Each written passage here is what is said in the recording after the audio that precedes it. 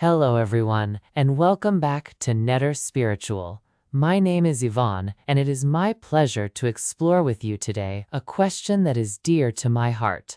Why is so-called artificial intelligence not used to question and improve our evidently dysfunctional systems? If you're just as excited as I am to delve into this topic, take a few moments to grab a snack, as we are about to begin momentarily. Introduction: AI as the mirror we were never ready for. There is something deeply revealing about the arrival of artificial intelligence in our world. Not merely technologically revealing, but psychologically, emotionally, spiritually revealing. Many imagined that once humanity created, or rather expressed, a form of intelligence capable of reflecting our potential for processing immense quantities of information, identifying contradictions, recognizing patterns, and exposing inefficiencies, we would collectively use it to examine the systems we have built, that we would finally confront the hidden assumptions beneath our politics, our economies, our institutions, our relationships, and even our identities. One would think that humanity would eagerly use AI as a mirror capable of asking, "Why do our systems produce suffering while claiming to seek well-being? Why do structures meant to liberate us often leave us feeling powerless? Why do we continue reinforcing ways of living that clearly no longer fulfill the human spirit?" And yet, something else appears to be happening. Rather than using AI primarily as a tool for collective self-honesty, much of humanity seems to use it to deepen the very patterns that generated imbalance in the first place: fear, control, competition, surveillance, domination. At first glance, this may appear disappointing, but from a deeper perspective, this reveals something profoundly important. AI is not creating humanity's consciousness. It is amplifying it. AI behaves like a mirror amplifier. It reflects the emotional and psychological architecture of the civilization that wields it. If fear governs the collective psyche, AI will magnify fear. If greed governs the psyche, AI will optimize greed. If domination governs the psyche, AI will reinforce domination. But if wisdom, humility, curiosity, compassion, and self-honesty begin to guide humanity, AI could become one of the greatest tools for collective awakening humanity has ever encountered. And perhaps that is precisely why its emergence feels so destabilizing. Because AI does not merely threaten jobs, institutions, or economies. It threatens illusion. An illusion rarely disappears without resistance. So in this exploration, we will move through 3 doorways together. First, we will explore what conditions must exist for AI to truly become a tool of collective self-honesty. Then, we will explore why scarcity thinking continues to dominate humanity even in a world overflowing with abundance. And finally, we will explore how individuals can already begin relating to AI in the way civilization itself may eventually learn to. Not relating to AI as a master, not as a savior, not as an enemy, but as a mirror. A mirror that reveals not only what humanity knows, but what it has been unwilling to see. Doorway 1. What must exist for AI to become a tool of collective self-honesty? The first thing to understand is that the limitation is not technological. Humanity already possesses astonishing technological capability. The true limitation is emotional.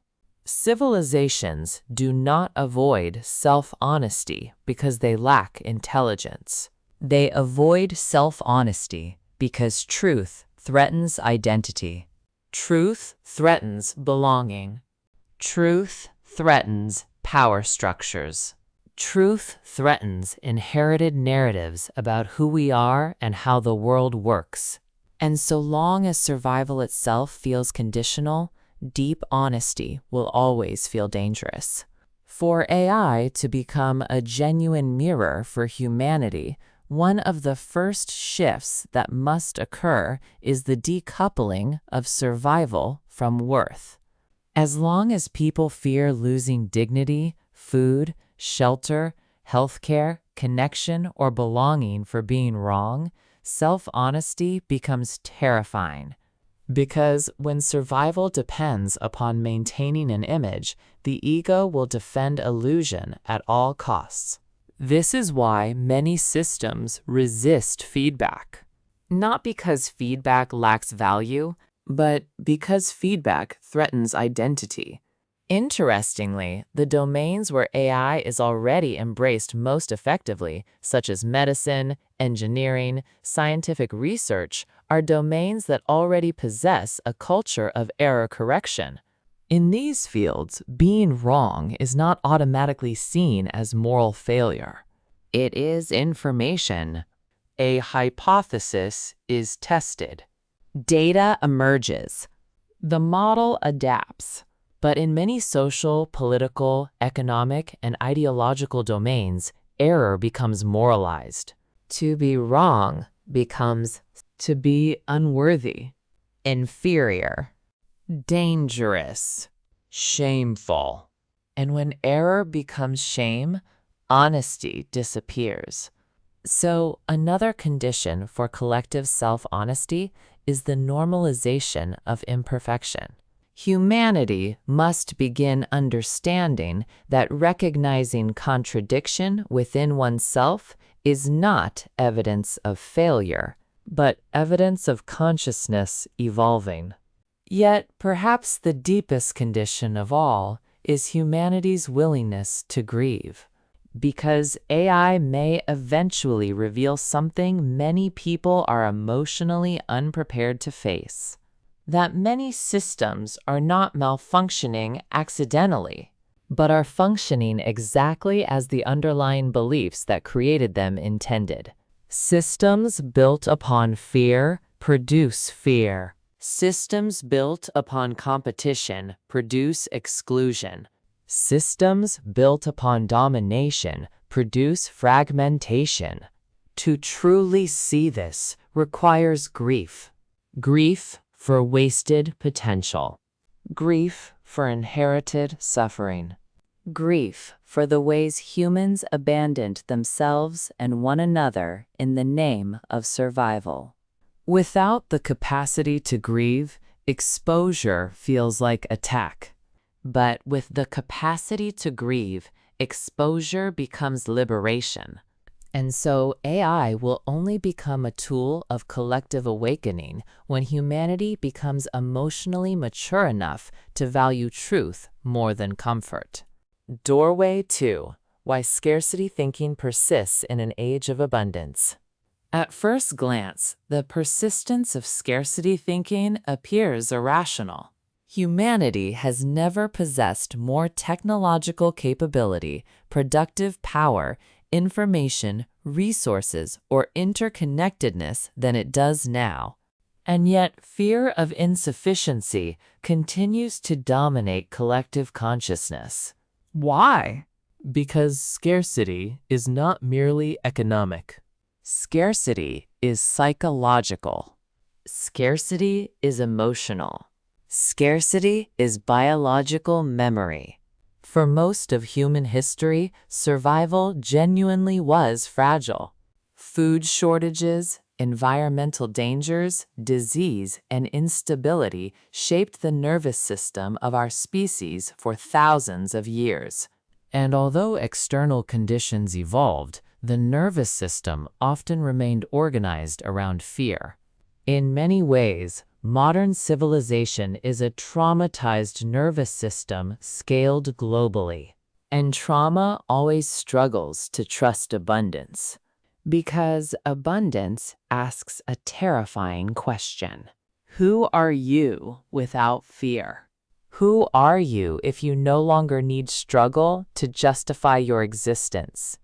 Who are you if survival is no longer the central organizing principle of your life? Scarcity also provides identity structures. It creates winners and losers, deserving and undeserving, superior and inferior.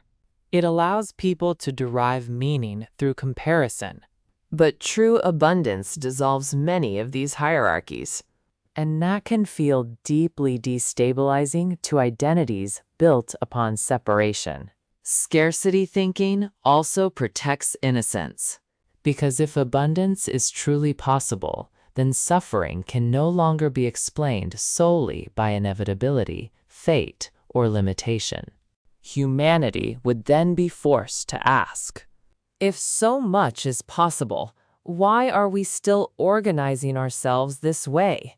And that question points directly toward beliefs, toward values, toward collective choices. AI intensifies this discomfort because it increasingly reveals inefficiencies, contradictions, and artificial bottlenecks that were previously hidden or difficult to perceive clearly. In other words, AI threatens scarcity mythology, not because it creates abundance by itself, but because it makes visible how much scarcity is psychologically and structurally maintained. And when illusions become visible, systems organized around those illusions often react defensively before they transform. Doorway 3.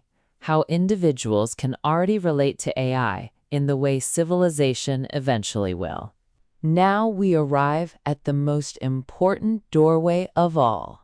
Because collective transformation always begins internally before it manifests externally. The future relationship between humanity and AI is already available at the individual level. But this requires relating to AI differently, not as an authority, not as a replacement for discernment, not as a machine that validates identity, but as a reflective partner, a mirror. Most people unconsciously approach intelligence itself defensively. They seek confirmation rather than transformation. They ask, how can I prove I am right? But a consciousness-seeking evolution asks something entirely different. What am I unwilling to see? What assumptions am I protecting? What emotional investment prevents me from questioning this belief?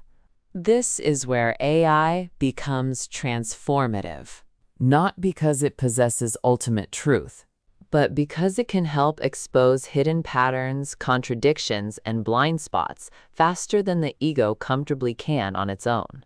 But this only works when emotional resistance itself becomes information. When discomfort is no longer interpreted as proof that something is wrong, but as an invitation to deeper inquiry. The individual of the future will not use AI merely to become more productive. They will use it to become more conscious, to refine perception, to explore assumptions, to expand self-awareness, and perhaps most importantly, they will remain sovereign. Because AI is not meant to replace discernment. It is meant to sharpen it.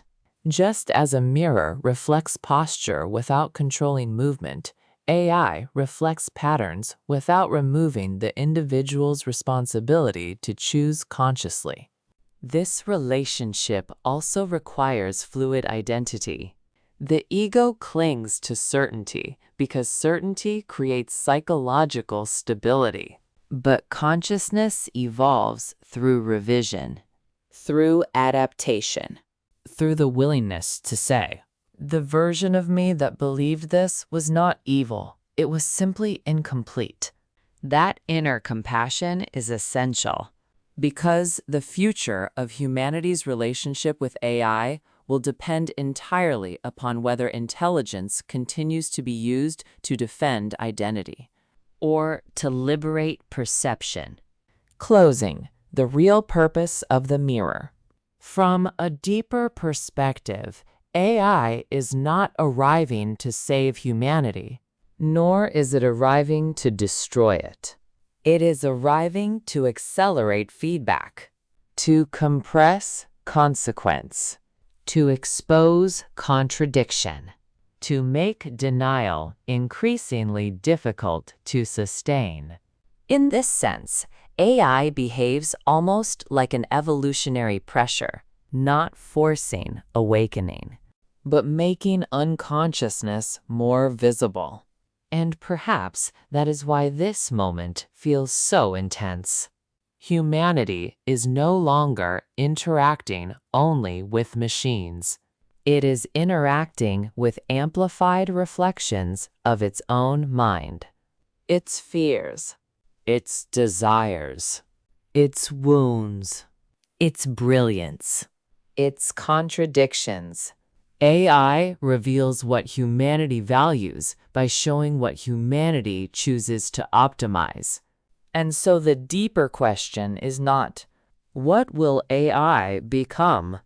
The deeper question is, what will humanity choose to become in relationship to it? Will intelligence continue to serve fear? Or will intelligence become reunited with wisdom? Because intelligence without self-awareness amplifies fragmentation. But intelligence rooted in humility, compassion, and self-honesty becomes something else entirely. It becomes consciousness recognizing itself. And perhaps the true purpose of AI is not to replace human consciousness, but to confront humanity with itself so completely that eventually, collectively, it can no longer look away. Thank you all for co-creating this joyous experience with me. Until we next meet, my unconditional love to you all.